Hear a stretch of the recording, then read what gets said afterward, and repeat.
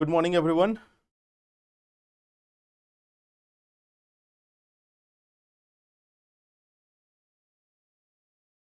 Good morning, Jai Hind.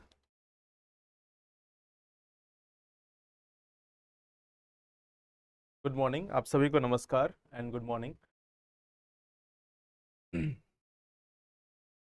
Okay, तो कल हम लोगों ने कोशिका के बारे में पढ़ना स्टार्ट किया था और हम लोगों ने पहले देखा था कि जनरल साइंस से, सामान्य विज्ञान से क्या क्या सवाल पूछे जाते हैं. और मैंने आपको पहले ही बताया कि इसमें जो सवाल है वो ज़्यादातर प्रीलिम्स एग्जाम में पूछे जाएंगे. कोशिका में हम लोगों ने अभी तक क्या क्या देखा है. सबसे पहले हमने कोशिका को समझने की कोशिश की कि आखिर कोशिका होती क्या है. कोशिका के जो अलग अलग जो घटक है इनको पढ़ने की कोशिश की, जिसमें हम लोगों ने प्लाज्मा झिल्ली के बारे में पढ़ा, हम लोगों ने कोशिका भित्ति यानी कि सेल वॉल के बारे में पढ़ा, और साथ ही साथ हम लोगों ने इससे संबंधित और टॉपिक्स को देखे, जैसे कि केंद्रक केंद्रक के बारे में भी हम लोगों ने पढ़ा था, और साथ ही साथ कोशिका द्रव और जीव द्रव, इन चार पांच चीजों के बारे में कल के क्लास में हम लोगों ने डिस्कस किया था कि कोशिका क्या होती है, कोशिका द्रव क्या होती है, जीव द्रव क्या होता है, केंद्रक क्या होता है. तो इन सभी टॉपिक्स को हम लोग देख चुके हैं. अब हमें मेनली क्या देखना है इस टॉपिक में जहां से क्वेश्चंस आते हैं. देखो, आपको क्वेश्चंस जो है वो जब सेल से अगर आपको क्वेश्चन पूछे जाएंगे, जब कोशिका से आपको क्वेश्चन पूछे जाएंगे, तो मेनली कोशिका के जो वर्गीकरण है उससे संबंधित क्वेश्चन पूछे जाने की संभावना अधिक रहती है. और वर्गीकरण में एक जो डायमेंशन है, एक जो पार्ट है, जैसे प्लांट सेल और एनिमल सेल का, यानी कि पादप कोशिकाओं और प्राणी कोशिकाओं का या पशु कोशिकाओं का, तो उसको हम लोग ऑलरेडी पहले देख चुके हैं. अब हमें दूसरा जो इंपॉर्टेंट डायमेंशन सॉरी, उस पर हम पहले ही देख चुके हैं कि क्वेश्चन आ चुका है. इसके बाद एक और संभावना क्या है कि यूकैरियोटिक और प्रोकैरियोटिक कोशिका, यूकैरियोटिक और प्रोकैरियोटिक कोशिका के आसपास से भी सवाल जो है वो पूछा जा सकता है. और तीसरा जो एक डायमेंशन है वो है स्टेम सेल और सोमैटिक सेल का, यानी कि देहिक कोशिकाएं और स्टेम कोशिकाएं, इनसे संबंधित सवाल भी पूछे जा सकते हैं. इसकी भी पूरे चांसेस है. तो हम लोग इनको भी पढ़ेंगे, बट उसके पहले हमारे जो कोशिका के जो घटक है, उन कोशिका के घटक को एक बार पढ़ने पहले जान लेते हैं, उसके बाद बाकी चीजों के बारे में एक एक करके डिस्कस करेंगे. तो सबसे पहले स्टार्ट करते हैं कोशिका में जो बचे हुए घटक हैं. जैसे केंद्रक के बारे में तो हम लोगों ने पढ़ लिया था, उसके बाद जो घटक है उनको जानने की कोशिश करते हैं. एक जो घटक है वो है रसधानी. रसधानी यानी फिर हम इसको इंग्लिश में बोलते हैं वैक्यूल्स. इंग्लिश में इनको हम बोलते हैं वैक्यूल्स या रसधानी. तो देखो, आखिर ये वैक्यूल्स या रसधानी या रिक्तिकाएं भी कई बार बोला जाता है, तो आखिर ये हैं क्या?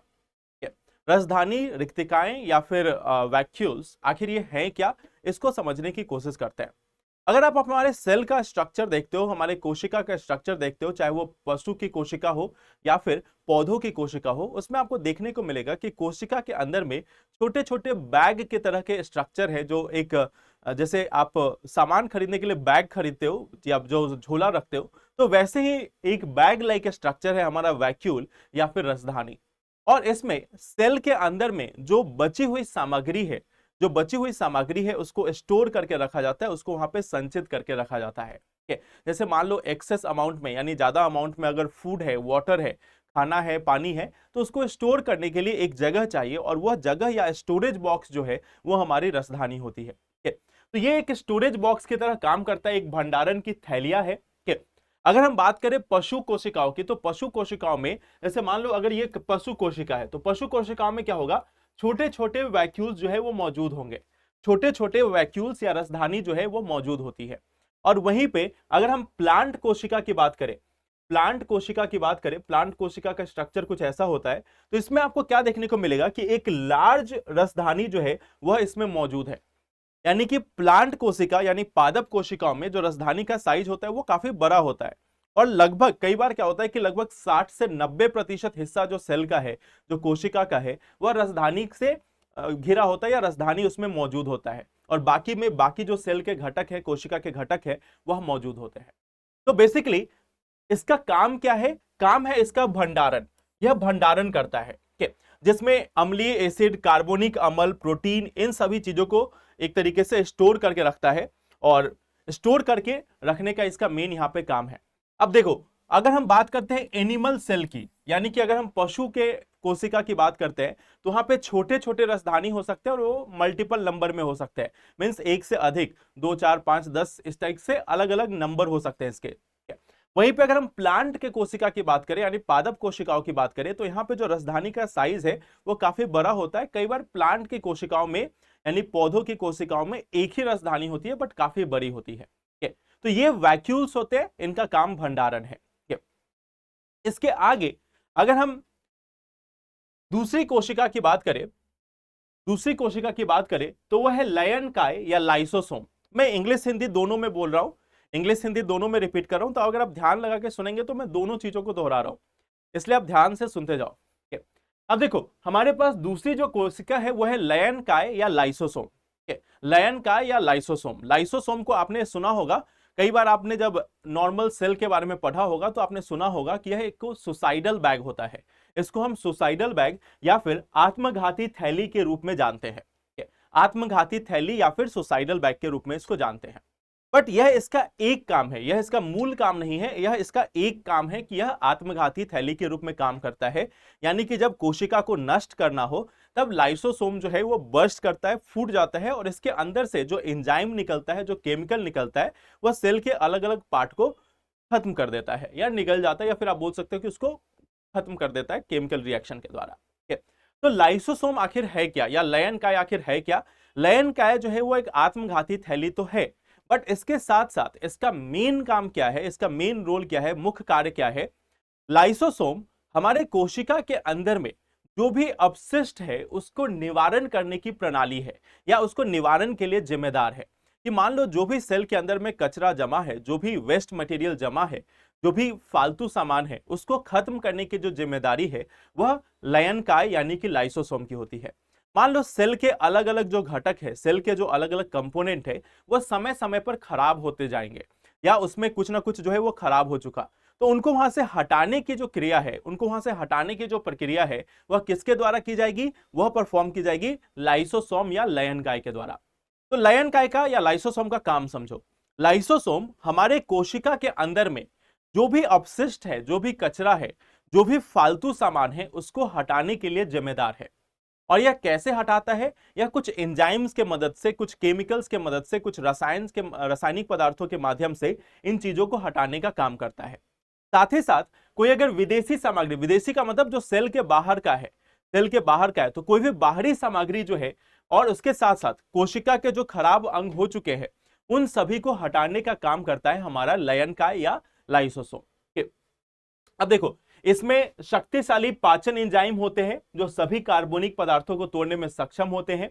और जब कोशिका क्षतिग्रस्त हो जाती है, जब कोशिका क्षतिग्रस्त हो जाती है, जब उसका मेटाबॉलिज्म या जो उपापचय है वह सही से काम नहीं कर रहा होता है, मेटाबॉलिज्म या उपापचय जो है वो जब सही से काम नहीं कर रहा होता है, तो उस समय में सेल को डिस्ट्रॉय करने की यानी कोशिका को खत्म करने की जो जिम्मेदारी है वह आती है लाइसोसोम पे।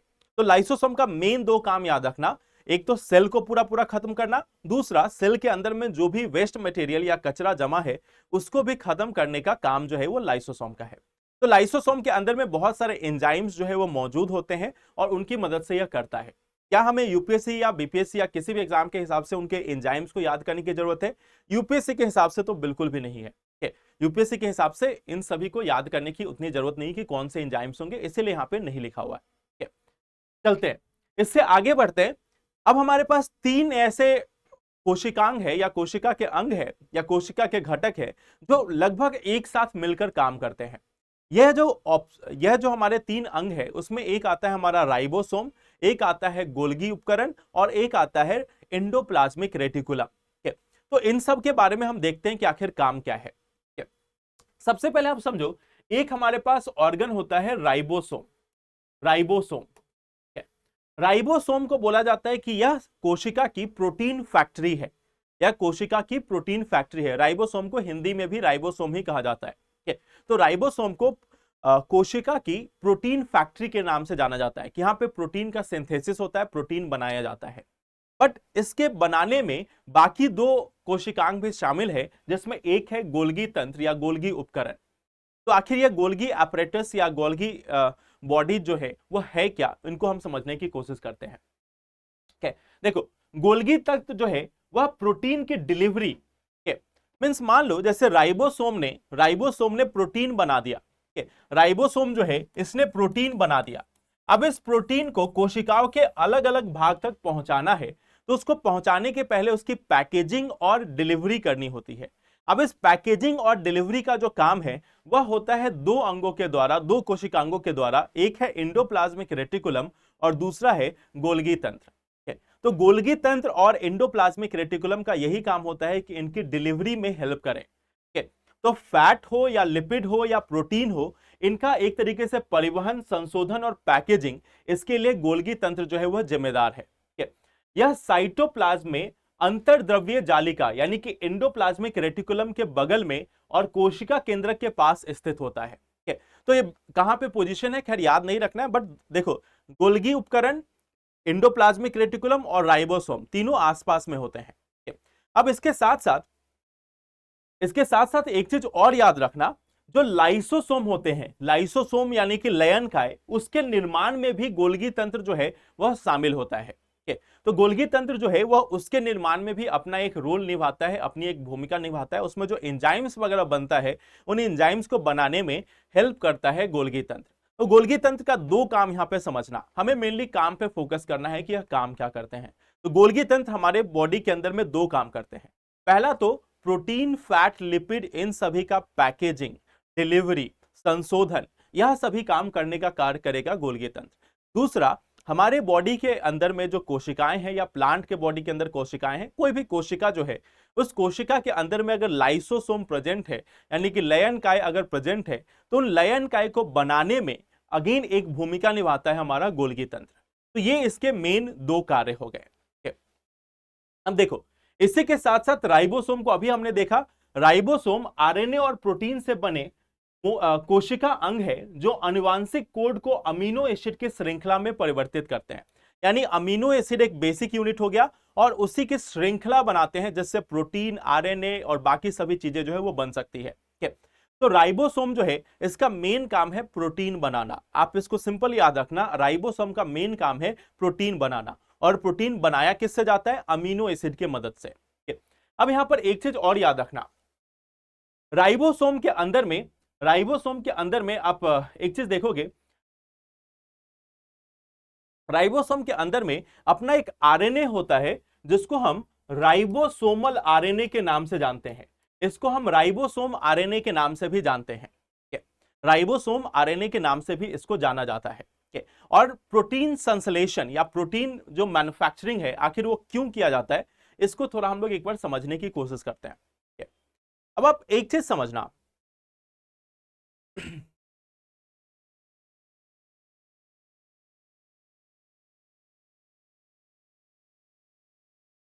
देखो अगर हम लोग प्रोटीन की बात करें कि आखिर प्रोटीन होता क्या है, प्रोटीन जो है वह हमारे शरीर के अंदर में हर एक कार्य जो है वह प्रोटीन की मदद से होता है। हमारे बॉडी के अंदर में हर एक कार्य जो है वह प्रोटीन की मदद से होता है। जैसे मान लो कभी आपको कोई पेन हो रहा हो, अब कभी आपको कोई दर्द हो रहा हो, कोई दर्द महसूस हो रहा हो, तो उस दर्द के पीछे जो वजह होती है वह भी प्रोटीन होती है। कोई प्रोटीन एक रिलीज हो रहा होगा, कोई प्रोटीन एक निकल रहा होगा, जिसके कारण आपको शरीर में दर्द होता है। जब आप मेडिसिन लेते हो तो मेडिसिन भी किसी न किसी प्रोटीन के फॉर्म में रहता है और जाकर वहां पे उससे फाइट करता है। तो हमारे शरीर के अंदर में आपकी जो प्रॉब्लम्स एग्जिस्ट करती हैं, यानी कोई अगर समस्या है तो उसके पीछे प्रोटीन रिस्पॉन्सिबल है और उस समस्या से निवारण के लिए भी उसका एक प्रोटीन रिस्पॉन्सिबल होता है। इन्हीं को कई बार हम एंटीजन और एंटीबॉडी के रूप में जानते हैं कि एक प्रोटीन अगर एंटीजन है तो उसका अपोजिट वाला जो प्रोटीन होगा वह एंटीबॉडी होगा। तो मान लो अगर एंटीजन किसी एक चीज के लिए रिस्पॉन्सिबल है तो उसका जो जस्ट अपोजिट है, जो उसको खत्म कर सकता है एंटीजन को, उसको हम एंटीबॉडी के रूप में जानते हैं। सेल जो भी काम करेगा, सेल के अंदर में जो भी काम होता है, वह सभी काम जो है वह इस प्रोटीन के द्वारा किया जाता है। और इसी के लिए राइबोसोम जो है उसका एक खास रोल है, उसकी एक खास महत्ता है हमारे कोशिका के अंदर में। अब आप मुझे एक चीज बताना, जब हम लोग सेल पढ़ रहे हैं तो इसके साथ साथ एक और टॉपिक को हम लोग कवर करते हैं। आप सभी ने डीएनए और आरएनए के बारे में काफी पढ़ा होगा, स्टार्टिंग से लेकर अभी तक डीएनए और आरएनए के बारे में काफी पढ़ा होगा। तो क्या आप मुझे बता सकते हो कि डीएनए और आरएनए के बीच में क्या मूल अंतर है? और इसमें मैं शुगर के बारे में नहीं पूछ रहा कि हाँ उसमें डीऑक्सी राइबो न्यूक्लिक होता है और एक में राइबो न्यूक्लिक एसिड होता है, ये हम शुगर के बारे में नहीं पूछ रहे। इनका कार्य में क्या अंतर है, जो डीएनए और आरएनए है उसके कार्य में क्या अंतर है। Double helical structure, single helical structure भी मैं नहीं पूछ रहा हूं, तो इसके हम स्ट्रक्चर के बारे में नहीं जानना चाहते, बस आप ये बताओ कि इनका कार्य क्या है।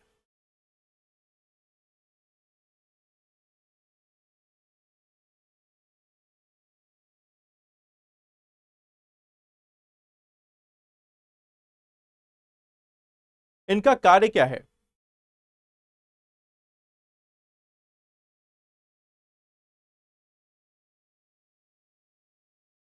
बैक्टीरिया सभी जगह पाया जाता है।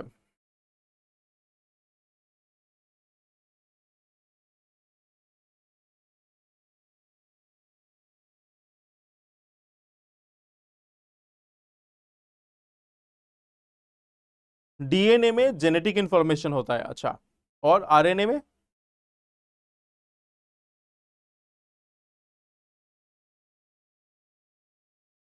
देखो, मैंने फिर बोला कि आप देखो, जब भी डीएनए और आरएनए की बात होती है तो डीएनए और आरएनए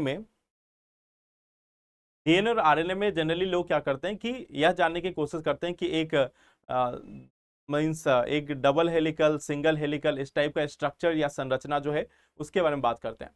पर डीएनए और आरएनए के काम को हम लोग समझने की यहाँ पे कोशिश करते हैं, और यहाँ पर आप एक बार काम समझ जाओगे तो आपको आसानी से चीजें याद रहेंगे। ठीक है? मान लो हमारे पास कोई एक कोशिका है, ठीक है? यह हमारी कोई एक कोशिका है, इस कोशिका के अंदर में मौजूद है न्यूक्लियस। ठीक है? न्यूक्लियस यानी कि केंद्रक। केंद्रक जो है इसी के अंदर में जेनेटिक मटेरियल या अनुवांशिक सामग्री जो है वो मौजूद होती है, जिसको आप अलग अलग फॉर्म से बोल सकते हो। चाहो तो आप उसको क्रोमोजोम, क्रोमेटिड, क्रोमेटीन या फिर डीएनए के तरफ बोल सकते हो। ठीक है? कुछ भी मिला लो, लास्ट में अंतर में क्या है, हमारे पास डीएनए मटेरियल जो है वह न्यूक्लियस के अंदर में मौजूद होता है। ठीक है? अब हम एक चीज देखते हैं कि आखिर इस डीएनए और आरएनए का रोल क्या होता है, इसको एक बार हम लोग समझने की कोशिश करते हैं। मान लो हमारी एक कोशिका है, ठीक है, इसका हमने नाम दे दिया C1, ये हमारी एक कोशिका है, सेल 1। ठीक है? अब इस कोशिका के ऊपर कोई एक बैक्टीरिया जो है, एक बैक्टीरिया है, इसने अटैक किया। एक बैक्टीरिया जो है उसने इस सेल पे अटैक किया। ठीक है?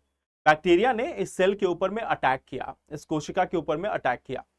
तो अब इस बैक्टीरिया का काम क्या होगा, सॉरी, इस कोशिका का काम क्या होगा।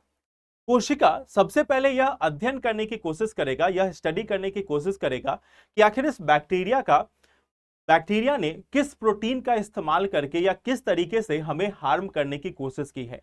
इस बैक्टीरिया की स्ट्रक्चर क्या है, यह किस चीज से बना हुआ है, या इसकी क्या खासियत है या क्या कमजोरी है, उसको आइडेंटिफाई करने की, उसको पता लगाने की कोशिश करेगा।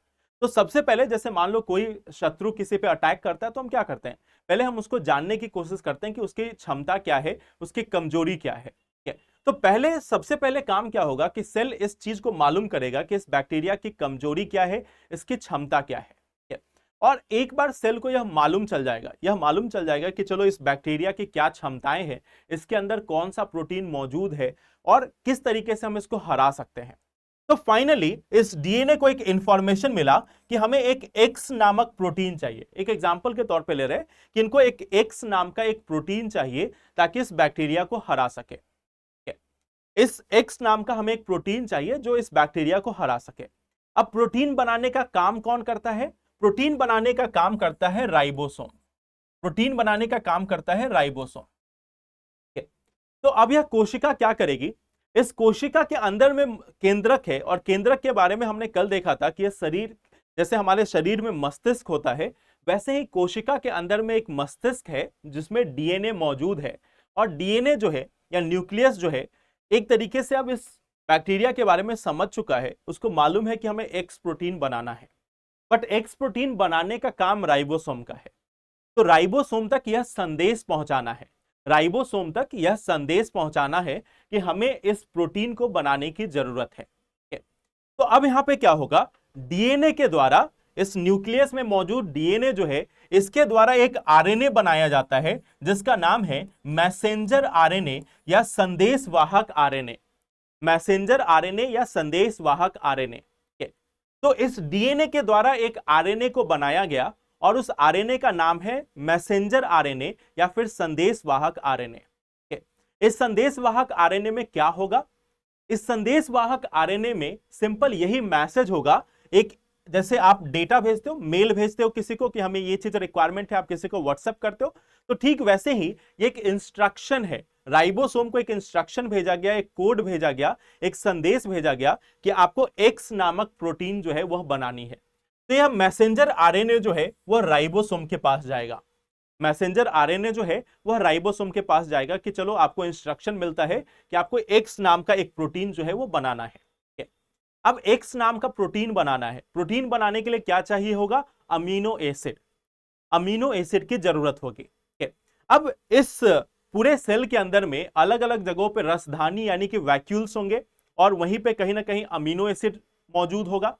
ऐसा तो नहीं कि राइबोसोम के पास ही सब चीज स्टोर है। राइबोसोम तो फैक्ट्री है जहां बनाने का काम होता है, बट बनाने के लिए उसको कुछ सामग्री चाहिए, सामग्री जैसे कि अमीनो एसिड। अब इस अमीनो एसिड को जो सेल के अलग अलग पार्ट में होगा, अलग अलग हिस्से में होगा कोशिका के, वहां से वहां से क्या होगा फिर? अब वहां से एक काम करेगा दूसरा आरएनए जिसका नाम है ट्रांसफर आरएनए। ट्रांसफर आरएनए मतलब स्थानांतरण आरएनए। स्थानांतरण, तो इसका काम क्या है कि सेल के अलग अलग हिस्सों से जो सामग्री चाहिए होगी, जो सामग्री चाहिए होगी उसको राइबोसोम तक पहुंचाएगा। तो ट्रांसफर आरएनए जो है वो वापस से इस कोशिका के अलग अलग हिस्सों से जो रॉ मटेरियल, जो कच्ची सामग्री चाहिए उसको इकट्ठा करेगा और राइबोसोम तक जाकर पहुंचाएगा। और यह काम करता है ट्रांसफर आरएनए या स्थानांतरण आरएनए। तो चलो अब इसके पास इंस्ट्रक्शन आ गया, मींस अब इसके पास फॉर्मूला आ गया एक्स प्रोटीन बनाने का। दूसरा, इसके पास सामग्री भी आ गई, फॉर्मूला भी तैयार है, सामग्री भी तैयार है। अब तीसरा कौन चाहिए? बनाने वाला इंजीनियर। और यह जो बनाने वाला जो इंजीनियर है वह राइबोसोम के अंदर ही प्रेजेंट होता है और इसका नाम है राइबोसोमल आरएनए। इसका नाम होता है राइबोसोमल आरएनए। तो राइबोसोमल आरएनए जो है वो राइबोसोम के अंदर में ही मौजूद होता है और यह किस चीज का काम संभालता है? इसका काम है प्रोटीन को बनाने का। तो देखो, डीएनए ने इंस्ट्रक्शन दिया, डीएनए ने संदेश दिया, और संदेश किसके माध्यम से दिया? मैसेंजर आरएनए या संदेशवाहक आरएनए के माध्यम से। क्या संदेश दिया? कि हमें एक्स नाम का प्रोटीन बनाना है क्योंकि हमें इस बैक्टीरिया को हराना है। ये हो गई पहली बात। दूसरी बात, आया हमारा ट्रांसफर आरएनए या स्थानांतरण आरएनए। स्थानांतरण आरएनए का काम क्या था? कि इस कोशिका के अलग अलग भाग से जो कच्ची सामग्री चाहिए, जो रॉ मटेरियल चाहिए, उनको राइबोसोम तक पहुंचाना, उनको राइबोसोम तक स्थानांतरित करना। तो इस ट्रांसफर आरएनए अपना काम किया और अपना जो सामग्री है उसको राइबोसोम तक पहुंचाया। तीसरा काम आया राइबोसोमल आरएनए का। राइबोसोमल आरएनए क्या किया? इसने सिंपली राइबोसोम के अंदर में इस प्रोटीन को बनाने की प्रक्रिया स्टार्ट कर दी। प्रोटीन संश्लेषण की जो क्रिया है उसको स्टार्ट कर दी और फिर यहां से प्रोटीन बन जाएगा और उस प्रोटीन को वापस से गोल्गी एपरेटस और एंडोप्लाज्मिक रेटिकुलम, यानी गोल्गी तंत्र जो है और एंडोप्लाज्मिक रेटिकुलम है, वह पैकेज करके डिलीवर करेंगे और फिर इस बैक्टीरिया को हटाया जा सकता है या खत्म किया जा सकता है। तो ये पूरे सेल की प्रक्रिया है जिसमें डीएनए और आरएनए होते हैं। अब ये जो डीएनए है वह न्यूक्लियस के अंदर में मौजूद होता है, यूकैरियोटिक सेल में न्यूक्लियस के अंदर में मौजूद होता है। और साथ ही साथ अगर हम आरएनए की बात करें तो आरएनए अलग अलग जगहों पे पाया जाएगा। जैसे मैसेंजर आरएनए किसके द्वारा बनाया गया? डीएनए के द्वारा। जो हमारा ट्रांसफर आरएनए है या स्थानांतरण आरएनए है वो कहां मौजूद होगा?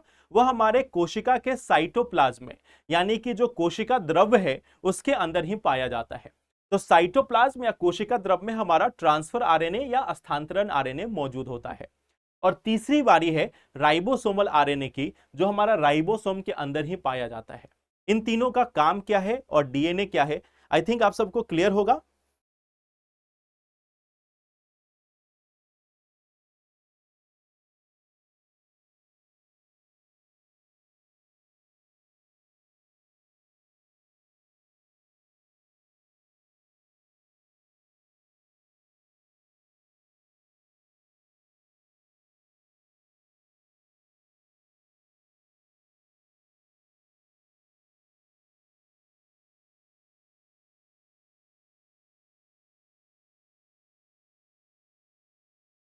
डीएनए का आकार और बाकी चीजें जब हम ह्यूमन सेल के बारे में पढ़ेंगे तो वहां पे डीएनए आकार और बाकी सभी चीजों के बारे में पढ़ेंगे। आप देखो सबसे पहली दिक्कत क्या होती है कि हम लोग इसमें बायो पढ़ने लगते हैं, हमें बायो नहीं पढ़ना है। प्लाज्मोलिसिस या किस तरीके से रेप्लिकेशन होता है, कैसे बनता है, यह अगर आपको करना है तो आप जीट और जेई और नीट की तैयारी करो। उसमें आपको बायो का डिटेल्स पढ़ना है कि कैसे बनेगा, कौन सा प्रोटीन होगा। जब आपको जनरल साइंस यूपीएससी के लिए पढ़ना है तो इसमें इतना ही पढ़ना है कि इनका काम क्या होता है, यहाँ पे एप्लीकेशन पे होती है बात।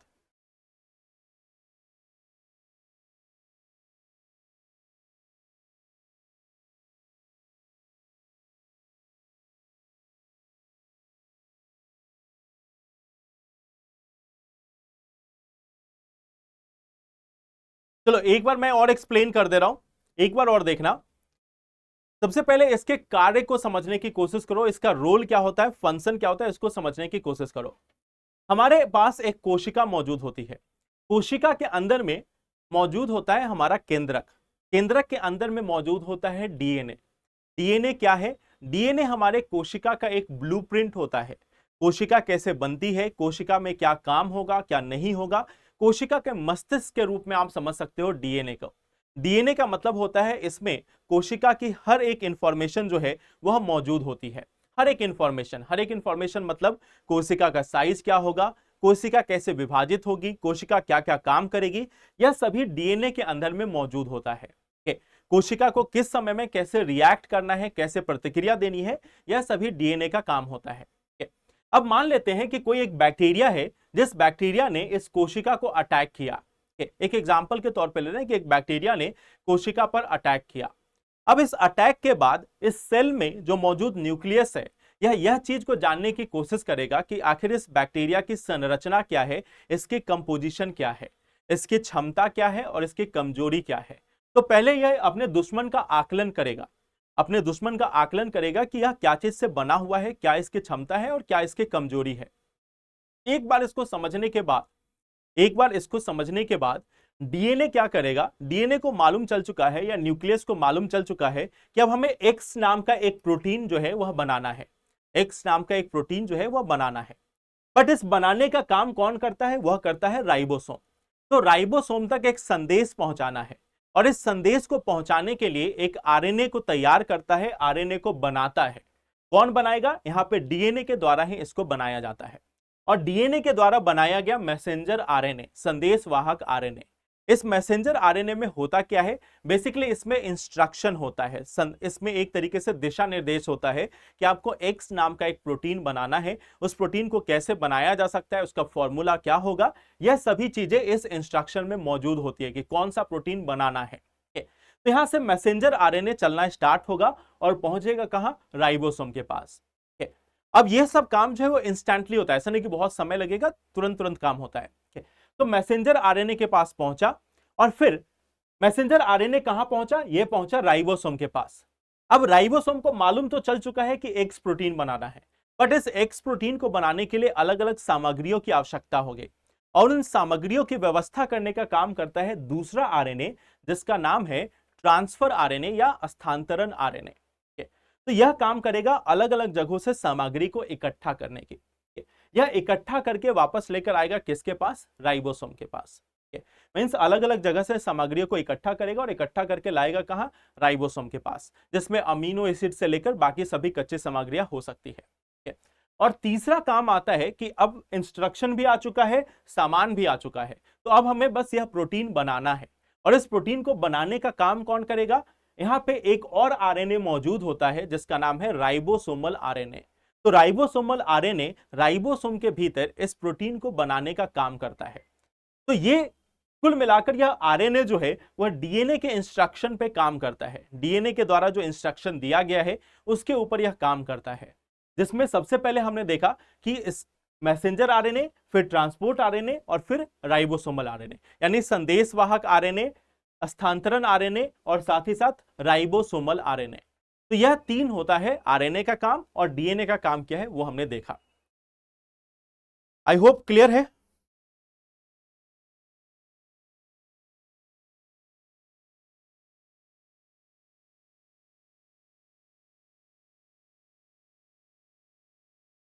साइटोप्लाज्म और जीव द्रव में मैंने कल अंतर बताया था कि साइटोप्लाज्म को आप जब न्यूक्लियस में ऐड करते हो, साइटोप्लाज्म और न्यूक्लियस को कंबाइंड रूप से जीव द्रव या फिर प्रोटोप्लाज्म कहा जाता है।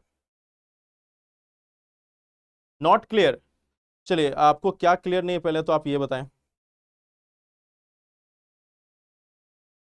लवकुश राठौर, आपको क्या क्लियर नहीं है पहले आप ये बताएं।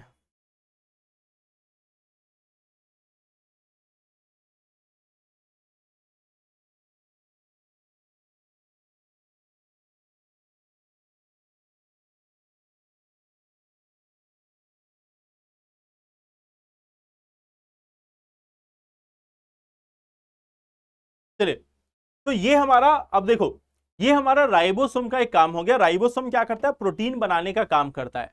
और इस तरीके से हमने देखा गोल्गी अपरेटस भी अपना काम करता है। और साथ में हमने देखा कि एंडोप्लाज्मिक रेटिकुलम।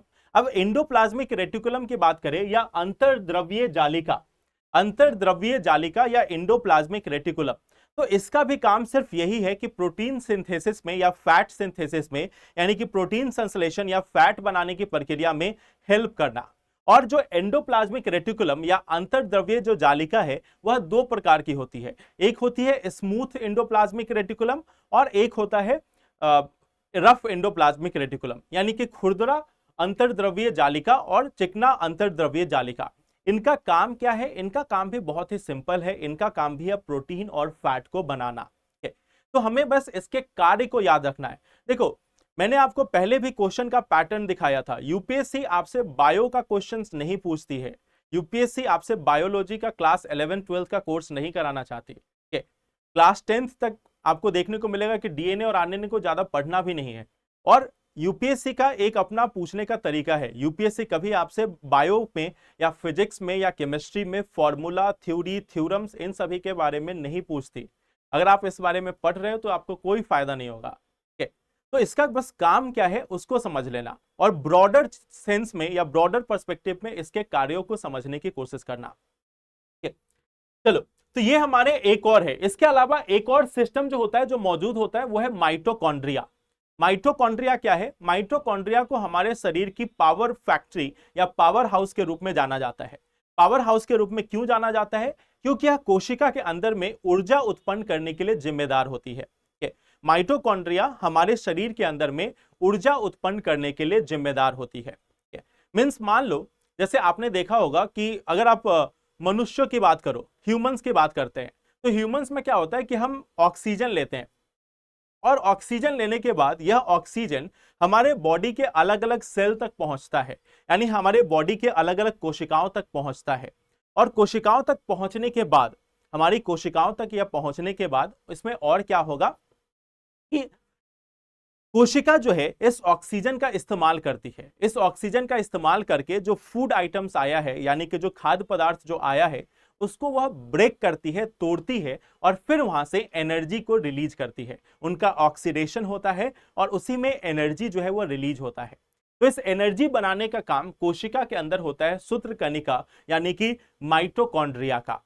माइटोकॉन्ड्रिया हमारे यहां, हमारे कोशिका में, यानी किसी भी कोशिका में न्यूक्लियस के अलावा एक ऐसा क्षेत्र है जहां पे कुछ ना कुछ जेनेटिक मटेरियल या आनुवांशिक सामग्री जो है वो पाई जाती है। जैसे मान लो, हमने देखा कि अगर हमारी नॉर्मल कोशिका है, कोशिका के अंदर में एक न्यूक्लियस है, न्यूक्लियस के अंदर में जेनेटिक मटेरियल या आनुवांशिक सामग्री होती है। इसी में मौजूद होता है हमारा एक माइटोकॉन्ड्रिया। इस माइटोकॉन्ड्रिया की बात करें तो इस माइटोकॉन्ड्रिया के अंदर भी कुछ जेनेटिक मटेरियल जो है, कुछ डीएनए जो है वह मौजूद होता है। इस माइटोकॉन्ड्रिया के अंदर में अपना राइबोसोम भी मौजूद होता है। इस माइटोकॉन्ड्रिया के अंदर में अपना राइबोसोम भी मौजूद होता है। तो माइटोकॉन्ड्रिया काफी सारे काम को, मींस इसका मेन काम तो है कि हाँ बिल्कुल एनर्जी जो है वो जनरेट करती है, बट इसके अंदर में कुछ मात्रा में जो डीएनए है वह भी मौजूद होता है, अपना एक आरएन, इसके पास राइबोसोम भी मौजूद होता है। तो कुछ जो प्रोटीन बनाने की क्रिया है वह माइटोकॉन्ड्रिया के अंदर में भी होती है। हालांकि यह भी राइबोसोम पर कहीं ना कहीं निर्भर करता है। ऐसा नहीं कि सिर्फ इसका अंदर का जो राइबोसोम है उसी से सारा प्रोटीन बन जाएगा। कुछ प्रोटीन के लिए उसको बाहर भी निर्भर होना पड़ता है, बट जनरली इसके अंदर खुद का एक राइबोसोम होता है, खुद का अपना एक जेनेटिक मटेरियल भी मौजूद होता है। और माइटोकॉन्ड्रिया का काम क्या है? माइटोकॉन्ड्रिया जो हमने खाना खाया है या किसी कोशिका को जो खाना मिला है उस खाने को एनर्जी के फॉर्म में चेंज करना है। बट एनर्जी डायरेक्ट एनर्जी नहीं, बल्कि उसको केमिकल के फॉर्म में, उस केमिकल का नाम होता है एडिनोसाइन ट्राइफॉस्फेट। एटीपी के रूप में हम उसको जानते हैं, एडिनोसाइन ट्राइफॉस्फेट, एडिनोसाइन ट्राइफॉस्फेट। तो इस केमिकल के फॉर्म में, इस रसायन के फॉर्म में इसको चेंज करके रखता है और जैसे जैसे कोशिका को जरूरत पड़ती है वैसे वैसे एनर्जी यह रिलीज करता है। तो एक बार फिर से समझना कि माइटोकॉन्ड्रिया या फिर सूत्रकणिका का काम क्या है। हमारे शरीर के अंदर में यह एक पावर हाउस के तरीके से काम करता है, यानी इसका काम है ऊर्जा उत्पन्न करना। अब यहां पर यह काम कैसे करेगा इसको समझो। देखो, जो माइटोकॉन्ड्रिया है, माइटोकॉन्ड्रिया क्या करेगा? जैसे कोशिका के पास बाहर से खाद्य पदार्थ आया, बाहर से फूड जो है वो आया, हो सकता है जो सिंगल सेल वाले हो जैसे बैक्टीरिया वगैरह, तो वो खुद का फूड ले लेते हैं। अगर आप मनुष्यों की बात करोगे तो मनुष्यों में पूरा एक डाइजेशन सिस्टम है जिसमें फूड पहले डाइजेस्ट होगा और फिर हर एक कोशिका के पास ब्लड के द्वारा यानी रक्त के द्वारा उसको पहुंचाया जाता है। तो खाद्य पदार्थ जैसे ह्यूमन बॉडी में हम बात करें तो रक्त के माध्यम से, ब्लड के माध्यम से हमारे बॉडी के अलग अलग कोशिकाओं तक पहुंचता है। जब फूड पार्टिकल यहाँ पे आ गया, जब फूड पार्टिकल यहाँ पे आ गया तो यह जो फूड है, यह जो खाद्य पदार्थ है वो माइटोकॉन्ड्रिया में जाएगा और यह जो खाद्य पदार्थ है वो माइटोकॉन्ड्रिया में जाने के बाद उसको ब्रेक किया जाता है सिंपलर मॉलिक्यूल्स में, उसको छोटे छोटे मॉलिक्यूल्स में ब्रेक करके और फिर वहां से एनर्जी जनरेट की जाती है। एनर्जी जो जनरेट की जाती है वह केमिकल एनर्जी के फॉर्म में जनरेट होती है और वह स्टोर होती है एडिनोसाइन ट्राइफॉस्फेट के रूप में। तो माइटोकॉन्ड्रिया इसके रूप में जनरेट करता है और जैसे जैसे कोशिका को शक्ति की जरूरत होती है यहां से एनर्जी जो है वो रिलीज होता रहता है। तो ऐसा नहीं कि एक ही बार में पूरी एनर्जी रिलीज हो गई, इसको स्टोर करके रखा जाता है एडिनोसाइन ट्राइफॉस्फेट के रूप में।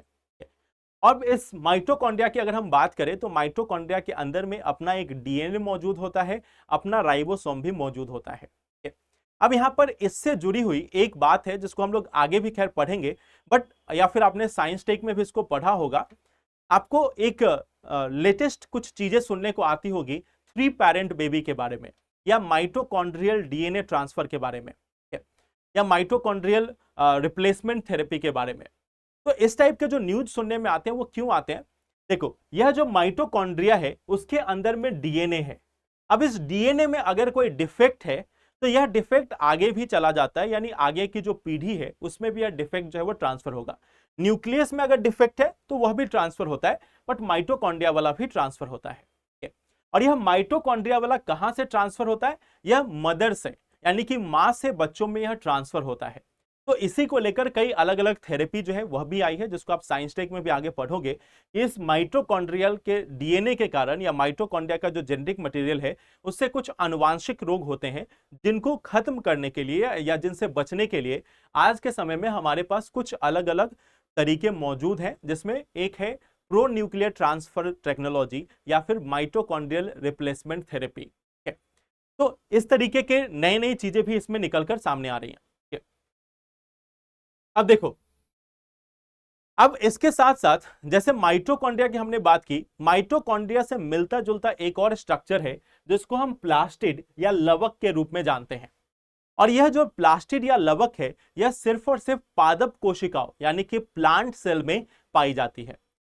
जो प्लास्टिड है या लवक है वह सिर्फ पादप कोशिकाओं में पाई जाती है और यह माइटोकॉन्ड्रिया के तरीके से ही काम करती है, बट इसका काम जस्ट अपोजिट है।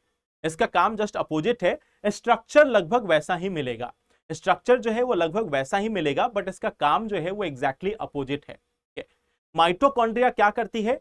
माइटोकॉन्ड्रिया फूड को छोटे छोटे हिस्से में ब्रेक करके वहां से एनर्जी को निकालती है या एनर्जी रिलीज कराती है। माइटोकॉन्ड्रिया का हमने काम देखा कि यह यहां से क्या निकलता है? यहां से निकलता है एनर्जी यानी कि ऊर्जा। माइटोकॉन्ड्रिया के द्वारा ऊर्जा निकलती है। अब अगर हम दूसरी बात करें प्लास्टिड के बारे में, तो प्लास्टिड का काम क्या है? प्लास्टिड का काम है ऊर्जा के माध्यम से फूड को बनाना, यानी प्लास्टिड जस्ट इसका उल्टा काम करेगी। यह बाहर से ऊर्जा लेगी। बाहर से कहां से? सन से। जो हमारा सूरज है वहां से ऊर्जा आती है और सूर्य की ऊर्जा से फिर यह प्लास्टिड उसको एब्जॉर्ब करके खाना बनाने का काम करता है, यानी इसका काम होगा फूड को प्रिपेयर करना, फूड को बनाना। तो लवण जो है या लवक जो है प्लास्टिड जो है उसका काम होता है खाना प्रिपेयर करना, और यह सिर्फ पादप कोशिकाओं या बैक्टीरिया में पाई जाती है। प्लास्टिड जो है वह पादप कोशिकाओं या बैक्टीरिया में पाई जाती है। तो यह इसका काम है खाना तैयार करना ऊर्जा की मदद से। माइटोकॉन्ड्रिया का काम क्या है? फूड की मदद से एनर्जी तैयार करना, यानी इसको बाहर से मिलता है फूड, और फूड के माध्यम से यह एनर्जी को निकालता है। प्लास्टिड का काम क्या है? बाहर से इसको एनर्जी मिली और एनर्जी से यह फिर वास्तव में फूड बनाता है। तो दोनों का स्ट्रक्चर देखोगे, जैसे प्लास्टिड के अंदर में भी कुछ आपको जो राइबोसोम और बाकी चीजें जो है वो प्रेजेंट हो सकती है, बट इसका काम जो है वो जस्ट उल्टा है। अब प्लास्टिड की अगर हम बात करें तो प्लास्टिड में अलग अलग कलर के प्लास्टिड, एक तरीके से आप बोल सकते हो अलग अलग रंग के होते हैं। इसमें तीन खासकर रंग के हैं। एक है जिसको हम बोलते हैं ल्यूकोप्लास्ट, दूसरा है ल्यूकोप्लास्ट जिसको हम अवर्णी लवक के रूप में जानते हैं, एक है क्लोरोप्लास्ट जिसको हम हरित लवक के रूप में जानते हैं, और एक है क्रोमोप्लास्ट जिसको हम वर्णी लवक के रूप में जानते हैं।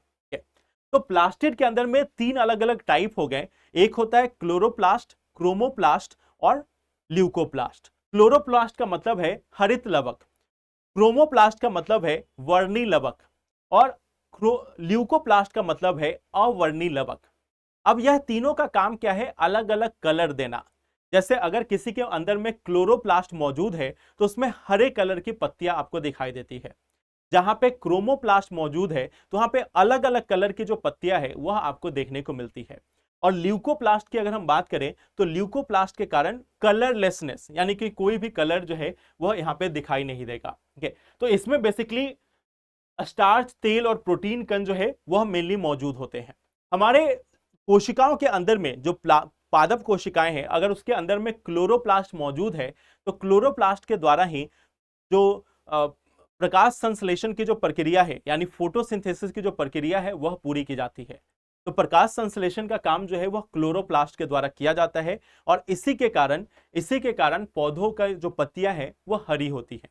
अगर उसमें क्रोमोप्लास्ट की मात्रा अधिक है तो अलग अलग कलर की पत्तियां भी हमें देखने को मिलती है। तो आपने कई बार देखा होगा कि हम लोग जनरली बोलते हैं प्लांट जो है वो हरे कलर के होते हैं, लेकिन कई पत्तियों में आपने देखा होगा कि अलग अलग कलर जो है वो हमें देखने को मिलता है। तो जो अलग अलग कलर हमें देखने को मिलता है, या फूल में या बाकी चीजों में जो अलग अलग कलर देखने को मिलता है, वह क्रोमोप्लास्ट की वजह से देखने को मिलता है। क्रोमोप्लास्ट की मदद से उसमें अलग अलग कलर जो है वो मौजूद होता है। तो ये हमारा इसका मेन काम है। चलो, अब एक और चीज है जो सिर्फ प्लांट्स, एनिमल सेल में पाया जाता है, और उसका नाम है तारक काय एवं तारक केंद्र, यानी कि सेंट्रोसोम और सेंट्रियोल। सेंट्रोसोम और सेंट्रियोल, सेंट्रोसोम और सेंट्रियोल। तो देखो इसका काम क्या है कि मान लेते हैं जब हम पशु कोशिकाओं की बात करते हैं, एनिमल सेल की बात करते हैं, तो एनिमल सेल के अंदर में जब सेल को डिवाइड होना होता है, यानी सेल को विभाजित होना पड़ता है, तो उस केस में सेल की जो अलग अलग घटक हैं, यानी अलग अलग जो कोशिकांग है, उनका एक तरीके से डुप्लीकेशन करना पड़ता है, उनकी दूसरी प्रति जो है वह तैयार करनी पड़ती है। तो दूसरी प्रति तैयार करने का जो काम है वह अगेन सेंट्रीसोम के द्वारा किया जाता है। और साथ ही साथ सेल को एक आकार देना, कोशिका को एक आकार देने का कार्य भी जो है वह सेंट्रोसोम का होता है। तो सेंट्रोसोम का मुख्य रूप से दो कार्य है। एक कार्य तो यह है कि वह कोशिका को एक आकार देने की कोशिश करता है। दूसरा काम यह है कि जब कोशिका विभाजित हो रही हो तो कोशिका को लंबा करना, कोशिका को विभाजन के लिए तैयार करना, कोशिकांग की अलग प्रति तैयार करना। मींस मान लो जैसे एक राइबोसोम है तो दो राइबोसोम बनाना पड़ेगा, वैक्यूल मान लो पहले से 4 है तो 8 बनाना पड़ेगा। तो इस तरीके से जो अलग अलग कोशिकांग है उनकी एक तरीके से जो नंबर है उसको डबल करना, उसकी एक प्रति तैयार करना, वह काम होता है सेंट्रोसोम का। साथ ही साथ सेल को एलोंगेट करना, सेल को बढ़ाना, सेल की स्ट्रक्चर को बढ़ाना ताकि वह लंबा हो सके, तभी तो वो विभाजित होगा। तो यह काम करता है हमारा तारक काय और तारक केंद्र, सेंट्रीसोम और सेंट्रियोल। तो विभाजन के लिए महत्वपूर्ण निभाई होती है, इनका रोल होता है सेंट्रोसोम का।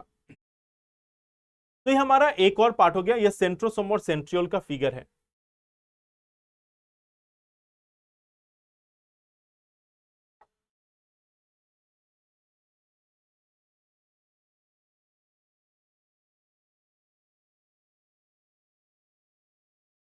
एक और चीज मैं जो आपको बता देना चाहता हूं कि जैसे कई लोगों का क्वेश्चन जो यहाँ पे मैं नहीं देख पाता हूं, तो उसके लिए मैंने बात किया मैनेजमेंट से कि आप लोगों के साथ एक गूगल फॉर्म जो है वो शेयर कर दिया जाएगा, और उस गूगल फॉर्म के माध्यम से जो क्वेश्चंस आपके रह जाते हो, जो क्वेश्चन क्लास में मैं नहीं ले पा रहा हूं, तो उन क्वेश्चंस को आप वहां पर पोस्ट कर सकते हो, और फिर उसके अकॉर्डिंग मैं एक डाउट सेशन ले लूंगा जिसमें उन क्वेश्चंस का आंसर जो है वह कर दूंगा।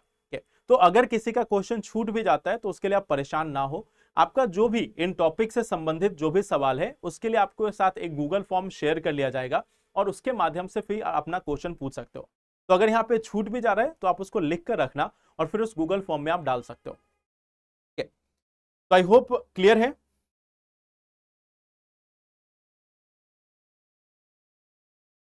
वो आपके साथ शेयर हो जाएगा।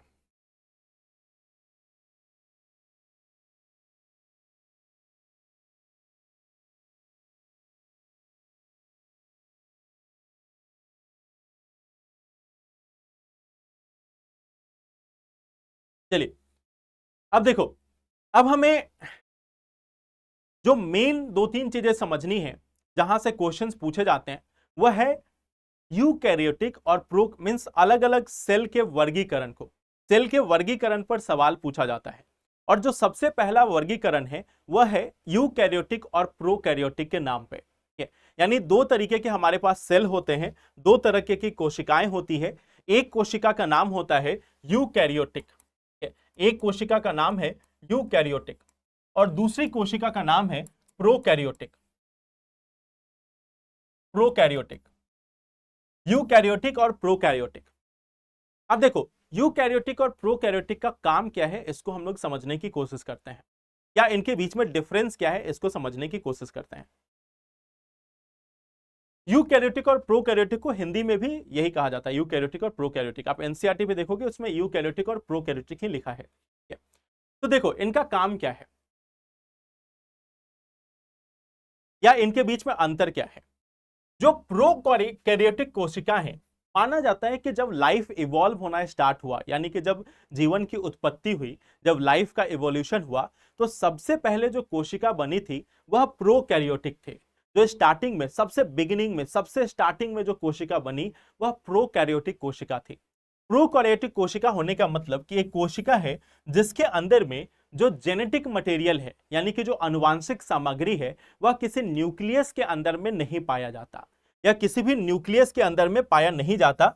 जो जेनेटिक मटेरियल है वह सेल के अंदर में सीधा मौजूद होता है। सेल के अंदर जो साइटोप्लाज्म है, यानी कि जो कोशिका द्रव है, उसी के अंदर में हमारा जेनेटिक मटेरियल मौजूद होता है।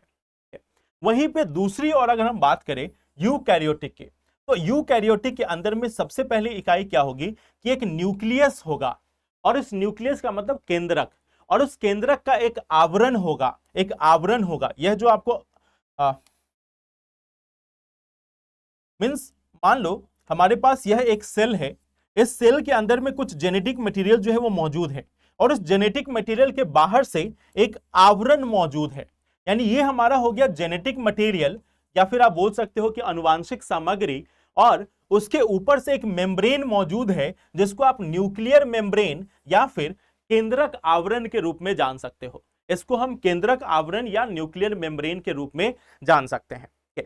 तो सबसे मेन जो चेंज है, या सबसे मेन जो इनके बीच में डिफरेंस है, वह यह है कि जब हम प्रोकैरियोटिक कोशिका की बात करते हैं तो प्रोकैरियोटिक कोशिका में केंद्रक जो है वह एक तरीके से डिफाइन नहीं होता, या एक तरीके से परिभाषित नहीं है, या एक स्ट्रक्चर नहीं है।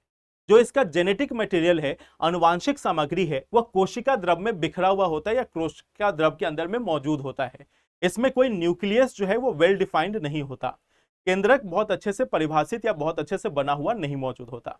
वहीं पे जब हम यूकैरियोटिक की बात करें, यूकैरियोटिक कोशिकाओं की बात करें, तो यूकैरियोटिक कोशिकाओं के अंदर में हमारे पास मौजूद होता है एक केंद्रक, और उस केंद्रक का एक आवरण होता है, और उस आवरण के भीतर हमारा जेनेटिक मटेरियल जो है वह मौजूद होता है। जो आनुवांशिक सामग्री है वह उसी के अंदर पाई जाती है। अब प्रोकैरियोटिक का एग्जाम्पल की बात करें तो बैक्टीरिया, बैक्टीरिया जो है वह प्रोकैरियोटिक होते हैं। और बैक्टीरिया को छोड़कर लगभग सभी जीव जो मौजूद हैं, जितने भी मल्टी सेलुलर, या प्लांट हो, एनिमल हो, बर्ड हो, रेप्टाइल हो, कॉकरोच हो, कुछ भी हो, यह सभी आते हैं आपके यूकैरियोटिक में। तो प्रोकैरियोटिक में आपका एक बैक्टीरिया है जो पूरा डोमिनेट करता है, या बैक्टीरिया इसमें मौजूद है प्रोकैरियोटिक में। आर्क बैक्टीरिया जो है वो इससे संबंधित है, उसमें भी प्रोकैरियोटिक पाया जाता है। बट बाकी सभी हो गए, चाहे वो फंगी हो, चाहे वो कोई भी और हो, तो इन सभी को हम यूकैरियोटिक में रखते हैं। अब आप पूछोगे वायरस को किस में रखते हैं? वायरस को ना तो हम इसमें रखेंगे ना उसमें रखेंगे, क्योंकि वायरस में आपने देखा वहां तो सेल मेम्ब्रेन ही नहीं है, यानी वहां पे कोशिका झिल्ली ही मौजूद नहीं है, तो उसको हम लिविंग में क्लासिफाई ही नहीं करते। तो जो हम लिविंग ऑर्गेनिज्म को क्लासिफाई करते हैं, जो सजीव को हम क्लासिफाई करते हैं, उसमें कोशिका के आधार पर दो वर्गों में क्लासिफाई किया जाता है। एक जिसको बोला जाता है प्रोकैरियोटिक और दूसरा जिसको कहा जाता है यूकैरियोटिक। प्रोकैरियोटिक का मतलब एक ऐसी कोशिका जिसमें जो केंद्रक है वह मौजूद नहीं होता, जो आनुवांशिक सामग्री है वह कोशिका के अंदर में मौजूद होती है बिना किसी आवरण के। वहीं पे यूकैरियोटिक के अंदर में एक केंद्रक जो है वह मौजूद होता है, केंद्रक का एक आवरण होता है, मेम्ब्रेन होता है, और उस मेम्ब्रेन के अंदर में जेनेटिक मटेरियल या आनुवांशिक सामग्री जो है वह मौजूद होती है। तो यह इन दोनों के बीच का मेन डिफरेंस है। चाहे फंगी हो, अमीबा हो, पैरासाइट हो, प्लांट हो, एनिमल हो, यह सभी आ जाता है आपका यूकैरियोटिक पे। यानी पौधे हो, पशु हो, फंगी हो, अमीबा हो, यह सभी आपका यूकैरियोटिक में आएगा। इसके साथ साथ अगर आप इनके फिगर को देखो यह है आपका प्रोकैरियोटिक और यूकैरियोटिक। प्रोकैरियोटिक में देखो, प्रोकैरियोटिक में आपको एक तरीके से साइटोप्लाज्म यानी कि कोशिका द्रव जो है वह देखने को मिलेगा। इसके साथ साथ राइबोसोम दोनों में देखने को मिलेगा, सेल मेम्ब्रेन जो है वह दोनों में देखने को मिलेगा, यानी कि जो कोशिका द्रव है वह मौजूद है, राइबोसोम जो है वह मौजूद है, साथ ही कोशिका झिल्ली जो है वह भी मौजूद है।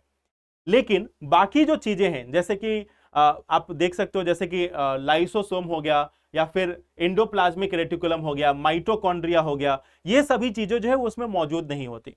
इसमें क्या क्या मौजूद है? इसमें आपका एक सेल वॉल एक्स्ट्रा मौजूद है। इसके साथ साथ प्लाज्मिड जो है वह मौजूद है। प्लाज्मिड अगेन जेनेटिक मटेरियल का एक कंपोनेंट होता है। और न्यूक्लियाइड जो है या डीएनए का जो मटेरियल है वह मौजूद होता है। तो आप इसमें देख सकते हो कि न्यूक्लियर मेम्ब्रेन नहीं है, इसमें सीलिया, फ्लैजेला, ये सभी चीजें मौजूद हो सकती हैं। तो इसके मूवमेंट के लिए फ्लैजेला यानी उसके जो आप देख सकते हो ये जो है उसके मूवमेंट में या खाना पाने में हेल्प करती है, तो ये सारी चीजें मौजूद हो सकती हैं। बट बाकी जो सेल ऑर्गेनेली है यानी कोशिकांग है, जैसे कि एंडोप्लाज्मिक रेटिकुलम हो गई, या फिर आपके गोल्गी तंत्र हो गए, या फिर आपके रसधानी हो गए, लाइसोसोम हो गए, तो यह सभी इसके अंदर में मौजूद नहीं होता। तो ये चीज बेसिकली आपको समझनी है प्रोकैरियोटिक और यूकैरियोटिक के बीच के अंतर को। ये हमारा पहला वर्गीकरण हो गया प्रोकैरियोटिक और यूकैरियोटिक का। हाँ, ये फोटो आपके साथ शेयर हो जाएगा, उसके लिए परेशान ना हो। अब आते हैं एक और वर्गीकरण को लेकर। अब एक और जो वर्गीकरण है वह है पादप कोशिकाओं और जो हमारी पशु कोशिकाएं हैं उनके बीच में। पादप कोशिकाओं और पशु कोशिकाओं के बीच के अंतर के लिए कुछ हमारे पास लक्षण है और उसके आधार पर हमने इसको क्लासिफाई किया हुआ है। तो क्या क्या लक्षण है? सबसे पहला आकार एवं आकृति, कि किस तरीके का आकार होता है और कैसे इसकी आकृति होती है। देखो, जब हम पादप कोशिकाओं की बात करें तो पादप कोशिकाओं को आप इमेज देखना, यह है आपकी पादप कोशिकाएं। आपको एक हेक्सागोनल स्ट्रक्चर जो है वह आपको यहां पर देखने को मिलता है। हेक्सागोनल संरचना जो है वह देखने को मिलती है हमारी पादप कोशिकाओं में। वहीं पे जब आप बात करोगे पशु कोशिकाओं की या प्राणी कोशिकाओं की, तो आपको जो स्ट्रक्चर है वो ओवल किस्म का नजर आएगा।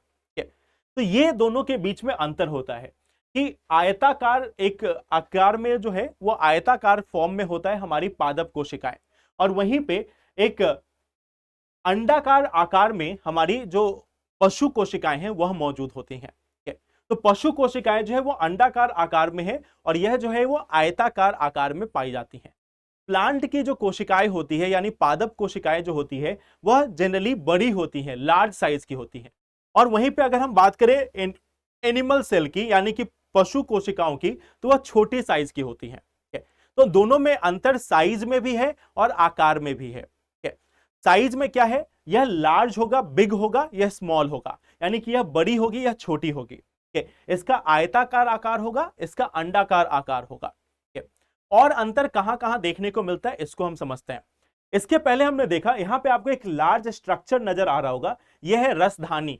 रसधानी यानी कि वैक्यूल, यह हमारा वैक्यूल जो है वह मौजूद है।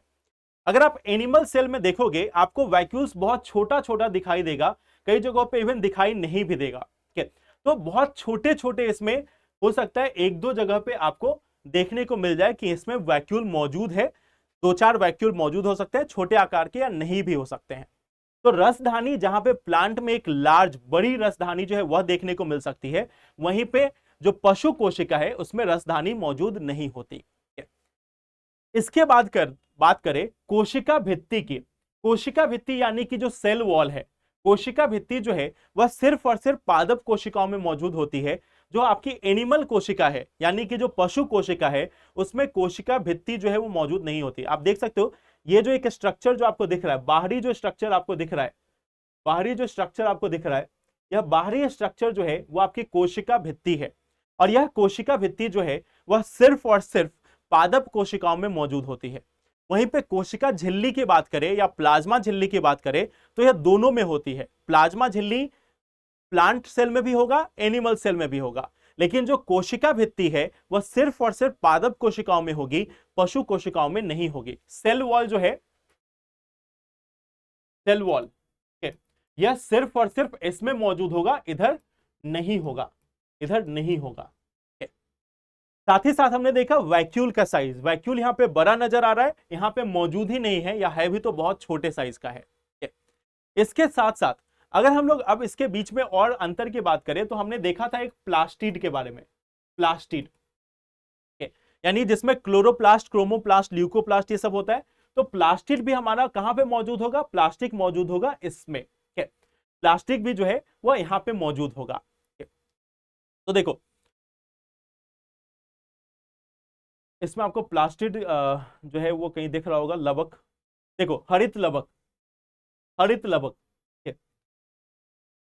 तो प्लास्टिड जो है वो यहां पे मौजूद है, लेकिन यहां पे कोई भी हरित लवक या कोई भी लवक जो है वो मौजूद नहीं होता। वहीं पे अगर हम लोग बात करें एक और जो तारक काय है यानी कि जो हमारा सेंट्रीसोम है, सेंट्रीसोम सिर्फ यहां पे मौजूद होता है, इधर मौजूद नहीं होता। तो सेंट्रीसोम जो है वह इस साइड में मौजूद नहीं होता, इस चीज को याद रखना। तो अभी तक जो हम लोगों ने पढ़ा था उसके बेसिस पे आप देख सकते हो कि क्या क्या चीजें मौजूद होती है, क्या नहीं होती है। इसको मैं एक आपको टेबल बनाकर दिखाता हूं कि क्या क्या मौजूद होती है। इधर मान लो हमारा प्लांट है, इधर है हमारा एनिमल। तो प्लांट में पहले साइज की बात करें, साइज और शेप की बात करें, तो एक रेक्टेंगुलर हो गया, दूसरा बिग हो गया। रेक्टेंगुलर साइज का है, आयताकार है, ओके, और साथ ही साथ बिग है। यहां पे ओवल है और स्मॉल है, यानी ओवल साइज का, अंडाकार साइज का है और छोटा है। इसके साथ साथ अगर हम बात करें वैक्यूल की, वैक्यूल की अगर हम लोग बात करें तो वैक्यूल इसमें बिग होगा, इसमें काफी बिग होगा, हो सकता है एक ही वैक्यूल हो लेकिन काफी बड़ा हो। वन बिग, मेनी स्मॉल और एब्सेंट, बहुत सारे स्मॉल हो सकते हैं या एब्सेंट हो सकता है।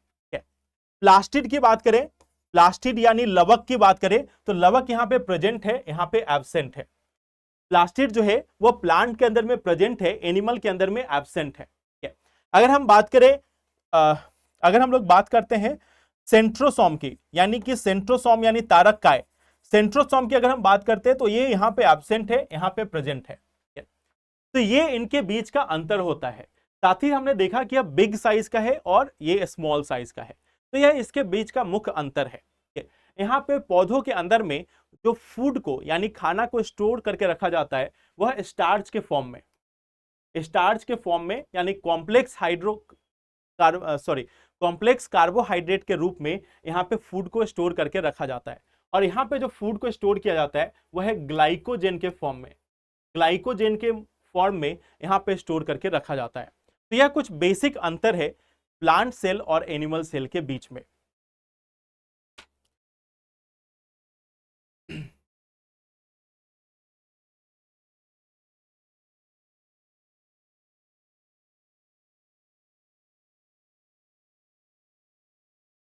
सेंट्रोसोम सिर्फ और सिर्फ एनिमल सेल में होता है, प्लांट सेल में नहीं होता। सेंट्रोसोम जो है वो प्लांट सेल में नहीं होता। प्लांट सेल जो है ना वो डिवाइड ऐसे नहीं करेगा कि वो बड़ा होकर डिवाइड करेगा। सेंट्रोसोम सिर्फ और सिर्फ एनिमल सेल में होता है। चलिए, तो बिल्कुल आप जा सकते हैं सीसेट के क्लास के लिए। और अगर आप लोगों का कुछ डाउट रह गया है तो आपके साथ गूगल फॉर्म शेयर कर दिया जाएगा, मैंने बोल दिया था कल ही, तो आपके साथ शेयर कर दिया जाएगा और उसमें जो आपके क्वेश्चंस होंगे उनका आप पोस्ट कर देना ताकि मैं उसका आंसर दे सकूं।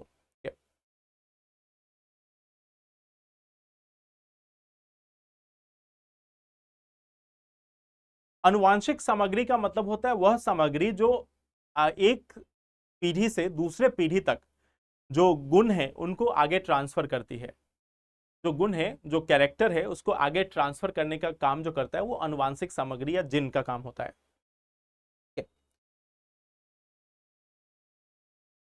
माइटोकॉन्ड्रिया दोनों में पाया जाता है, माइटोकॉन्ड्रिया प्लांट में भी है और एनिमल में भी है।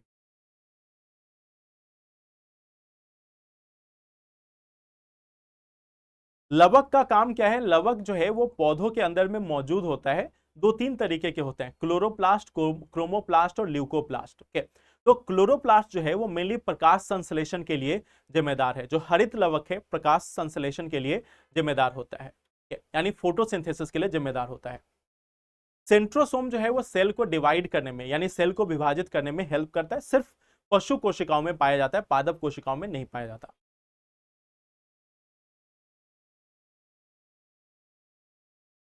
हाँ, मैं अभी शेयर करूंगा, जैसे ही क्लास खत्म होगी मैं शेयर कर दूंगा और बोल दूंगा कि आपके क्लास में अपलोड हो जाए। एनिमल में मानव भी आते हैं तो एनिमल में होगा, बिल्कुल होगा, मानव भी जो है वो एनिमल है।